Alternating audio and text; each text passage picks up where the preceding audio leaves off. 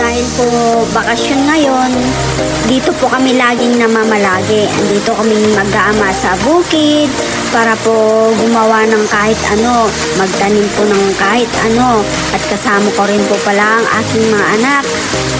At ayan, sila po ang tagapagpakain ng aming alagang pato. Sabay naglalaro na rin po sila dyan na magkapatid. Sila din po namumulot ng itlog tuwing may nahuhulog na itlog. At kami naman po mag-asawa ay abalang-abala para maglinis ng aming munting garden. Naisip po kasi namin na tag-ulan na, kaya dumidiskarte kami kung paano kami magtatanim ng mga gulay-gulay. At ayan ang mga aking anak, ayan, nag-e-enjoy talaga sila. Kaya gustong-gusto rin nila na pumunta sa bukid na, dahil yung pato, yan po ang palaro nila. At alam nyo ba, sa ilang taon kong nakatira dito sa La Union, halos wala po kong kakilala. Kasi nga po, ang ano ko, lagi lang po sa bukid. At lagi lang po yung asawa ko ang kasama ko. Kung nasa bahay po ako,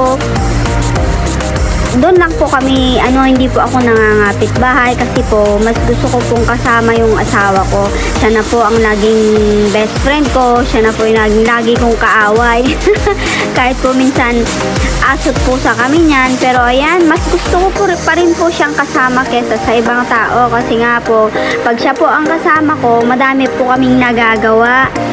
Kesa naman po nakikipagchismisan ako sa ibang tao, mas mabuti na lang na siya na lang po ang kasama ko at siya na lang po ang kakwentuhan ko at kabiruan ko.